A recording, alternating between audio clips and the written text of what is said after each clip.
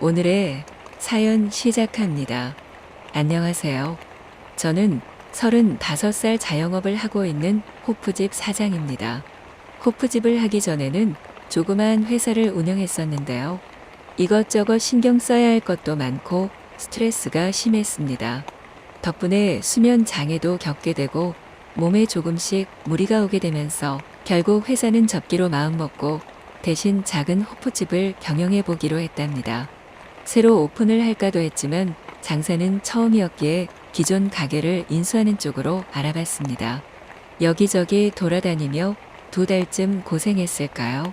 자리도 딱 좋고 인테리어 또한 제 맘에 쏙 드는 호프집을 양도 양수한다는 공고를 보고 바로 찾아갔습니다. 사장님의 개인적인 사정으로 급하게 가게를 넘기려고 하신다는 말에 저는 정말 1초도 망설이지 않고 그 호프집을 인수하기로 마음을 먹었습니다. 사실 그 호프집은 제가 종종 갔던 곳이었는데요. 사장님도 좋고 알바들도 친절했고 무엇보다 주방에 계신 이모님의 음식들이 너무 좋았기에 자주 갔었습니다. 그렇기 때문에 저는 정말 그 가게를 제 가게로 만들고 싶었습니다.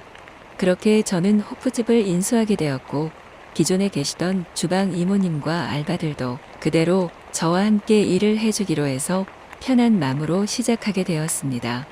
1~2달은 처음 시작해본 일이었기에 조금 지치기도 했고 힘들었지만 세상에 쉬운 게 어디 있겠냐 싶어 마음을 다잡고 가게에 모든 걸 쏟아부으며 열심히 이끌어 나갔습니다. 가게에서 바뀐 건 사장인 저 하나였기에 크게 달라지거나 하지 않았고 주방 이모님의 음식 솜씨와 알바들의 친절함에 여전히 장사는 잘 되었고 저 또한 그런 직원들에게 감사하는 마음으로 함께 열심히 일을 했답니다. 그렇게 6개월쯤 되니 저는 금세 호프집에 적응이 되었고 저를 보고 다시 찾아와 주시는 단골 손님들도 많이 생겼습니다. 그런데 가게에 조금씩 적응이 되고 나니 어느 순간부터 안 보였던 것들이 보이기 시작하더라고요. 이모님의 음식이 너무 맛있고 만족스럽고 좋았지만 조금 깔끔하지 못한 이모님의 주방 관리 스타일이 신경 쓰이기 시작했습니다. 매번 주방 도구들이 뒤죽박죽 섞여 있는 모습에 이모님께 조심스럽게 말씀드려 보기로 했습니다. 이모님은 그게 원래 자신의 일하는 스타일이라며 존중해 달라고 되려 큰 소리를 치시더라고요. 저는 할 말이 없었습니다. 이모님이 안 계시는 가게는 상상할 수가 없었거든요. 그래서 전 그냥 입 꼭 다물고 이모님의 스타일을 존중해 드리기로 마음먹었습니다. 그저 주방이 조금 어수선하고 정리 안 되는 것뿐이지 음식하시는데 지저분하거나 그런 건 아니었으니까요. 그렇게 이모님은 얘기가 끝났고 이번엔 알바들이 신경 쓰이기 시작했는데요. 정신없이 바쁘고 힘들 땐 보이지 않던 것들이 제가 자리를 잡고 한 템포 쉬며 둘러보니 조금씩 보이기 시작하더라고요. 알바는 평일에 2명, 주말에 3명을 쓰고 있었는데요. 평일은 둘 다 여자 알바였고 주말은 남자 2명에 여자 1명이었습니다. 사실 평일은 주말보다 덜 바쁘기도 했고 크게 신경 쓸 일이 없었기 때문에 알바들에게도 그다지 불만이 없었습니다. 그런데 주말은 가게가 너무 바쁘기도 했고 그러다 보니 알바들의 실수 하나하나가 다 보이기 시작했고 자꾸만 그들에게 다그치고 있는 제 모습을 발견했습니다. 너무 바쁘니 실수할 수 있지라고 넘기려고 했지만 자꾸만 늘어가는 실수들과 손님들의 컴플레인에 저는 하는 수 없이 알바들을 꾸짖을 수밖에 없었습니다. 어느 주말 마감을 끝내고 새벽 3시 늦은 시간이었지만 퇴근하려던 알바 3명을 불러 세웠고 간단하게 한 잔씩만 하고 가자고 제안했습니다. 근처 늦게까지 하는 포차를 갖고 어이없게도 전 정말 거의 7개월 만에 알바 친구들의 얼굴을 처음 봤습니다. 늘 마스크를 착용하고 있었기에 얼굴을 볼 기회가 없었던 거죠. 그들의 얼굴을 처음 본 거에 놀랬고 그 다음은 홍일점 여자 아르바이트생 얼굴에 놀랐습니다. 생각지도 못하게 너무 예쁘더라고요. 물론 마스크를 쓰고 있을 때도 그냥 스쳐 지나가면서 눈이 참 예쁘네 하고 생각한 적은 있었지만 그렇게 이쁜 줄은 몰랐습니다. 알바 3명을 앉혀놓고 주저리 잔소리를 하다가도 그 여자 아르바이트생과 눈이 마주치게 되면 저도 모르게 입을 다물게 되더라고요. 내가 왜 이럴까 싶었습니다. 그도 그럴 것이 그 여자 아르바이트생은 고작 23살 어린 친구였으니까요.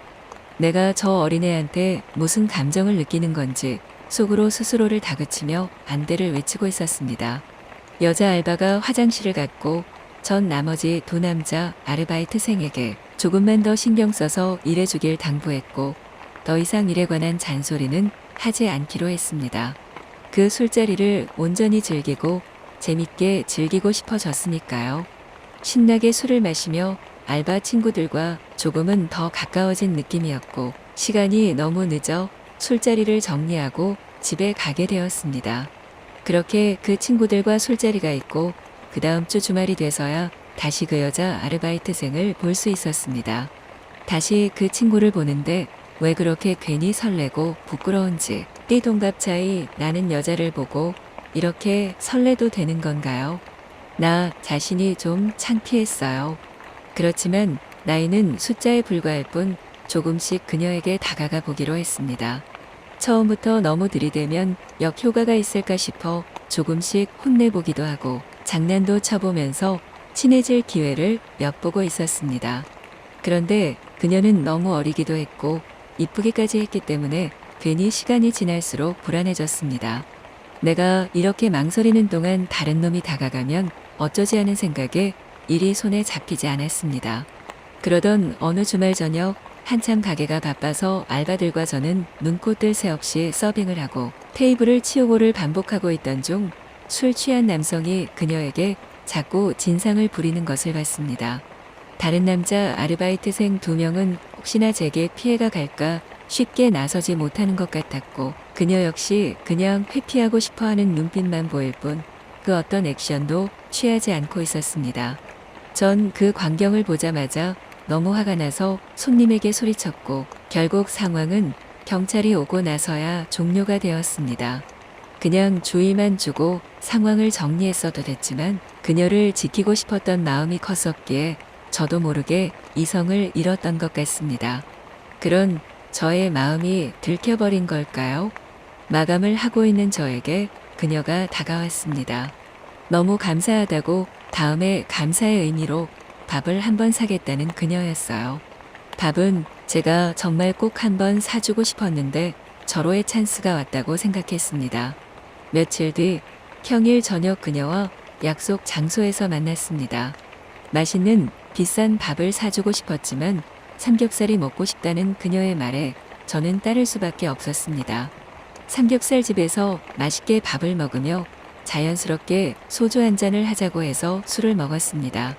그리고 전 술의 힘을 빌려 고백했습니다.